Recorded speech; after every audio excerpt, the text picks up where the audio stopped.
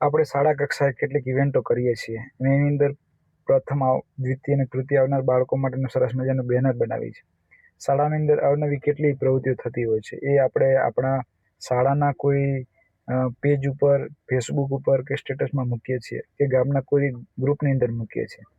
એટલે જે ડિઝાઇનની અંદર આપણને તકલીફ પડતી હતી કે સામાન્ય રીતે આપણે પિક્સેલ લેબમાં આ વસ્તુ બનાવતા, પણ દરેક વ્યક્તિ આ રીતે બનાવી શકે, આવું સુંદર ખાલી માહિતી નાખી દે અને પછી આવું સુંદર બેનર બની જાય, તો આપણને અનુકૂળતા રહે અને દરેક શાળાના દરેક શિક્ષક પણ આ વસ્તુ કરી શકે. જો ડિસેમ્બર મહિનાના શ્રેષ્ઠ 6 વિદ્યાર્થીઓ હાજરીની અંદર, તો એનું પણ આ રીતે બેનર બની શકે છે.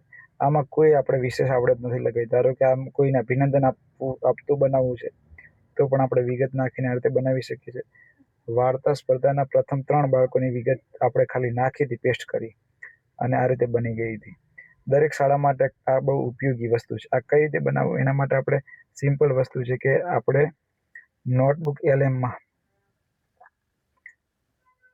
એલએમની અંદર આ વસ્તુ બને છે. ક્રિએટ નોટબુકમાં આપવાનું છે, આ રીતે ખુલશે.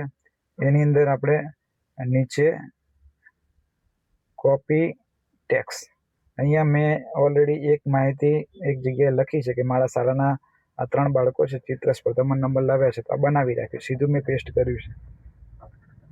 પછી નીચે ઇન્સર્ટ આપીશ, એટલે આપોઆપ આ પ્રક્રિયા શરૂ થઈ જશે.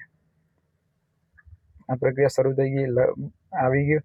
હવે આ વસ્તુ છે એને આપણે ઇન્ફોગ્રાફિક્સ ઉપર સીધા ક્લિક આપશું, તો આપણને એની જાતે જે છે એ પ્રમાણે બનાવી આપશે. વિશેષ આના માટે આપણે જઈએ તો અંદર એની પેજની સાઇઝ વગેરે આપણે ચેન્જ કરી છે. ડિઝાઇન માટેનું પણ આપણે એમાં એક ઓપ્શન છે. પહેલાં આ રીતે બની જાય, પછી આપણે વિશે જોઈએ. બહુ સરળ વસ્તુ છે. દરેક શાળા પોતાના માટે આવું સરસ મજાનું પોસ્ટર બનાવી શકે.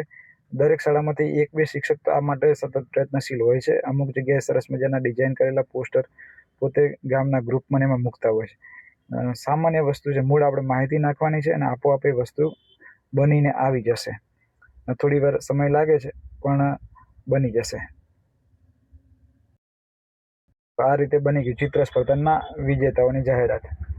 સામાન્ય વસ્તુ છે.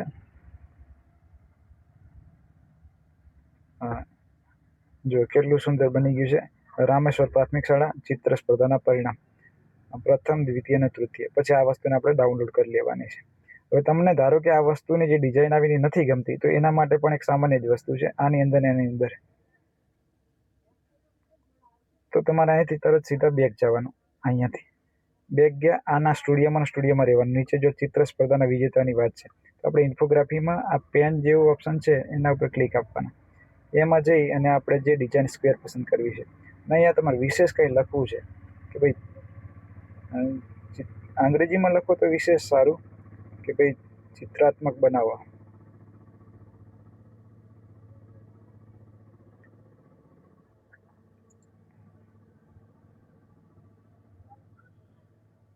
આકર્ષક બનાવો એવું લખું છું, તો થોડી ડિઝાઇનમાં ચેન્જ કરી આપશે, સાઇઝમાં પણ ચેન્જ થશે.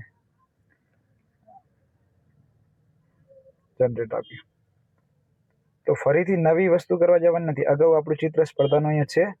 ફરીથી એનો જ ડેટાના આધારે તમને ડિઝાઇન નથી ગમી તો આપણે ફરી રીજનરેટ આપી શકીએ. એની આપણે પહેલાં આડું હતું, આ વખતે ચોરસ ડિઝાઇનની અંદર આ વસ્તુ બનીને તૈયાર થશે. આ વસ્તુ સિમ્પલ છે અને દરેક વ્યક્તિ બનાવી શકશે.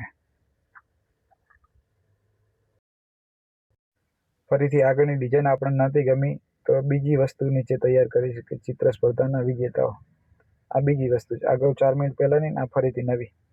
તો એની રચના પછી થોડી વિશેષ છે. જુઓ, આ રીતે ચિત્રાત્મક કીધું અને આકર્ષક કીધું, તો આ રીતે આજુબાજુમાં ચિત્રને લગતી ડિઝાઇન પણ આપી છે અને ચિત્રને લગતી સામગ્રી આજુબાજુમાં બેકગ્રાઉન્ડમાં મૂકી છે.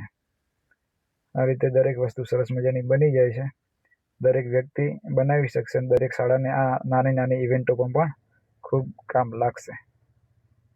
ડાઉનલોડ કરી લઈશું આ ફોટો. ડાઉનલોડ, અને આપણે હવે આ ફોટો ડાઉનલોડ થયા પછી કઈ રીતનું લાગે છે એ જોઈએ. જો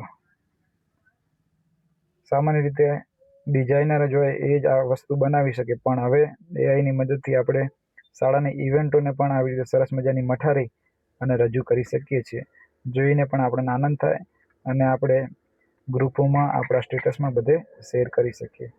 આવી સુંદર માહિતી બીજા સુધી પહોંચાડો, બીજાને મદદરૂપ બનો, એ જ આપણું સાચું કાર્ય છે. ચેનલ સાથે લાઈક સબસ્ક્રાઈબ વાળી વસ્તુ એ ત્રીજા નંબરે છે. સૌથી પહેલાં આપણે એકબીજાને મદદરૂપ થઈએ.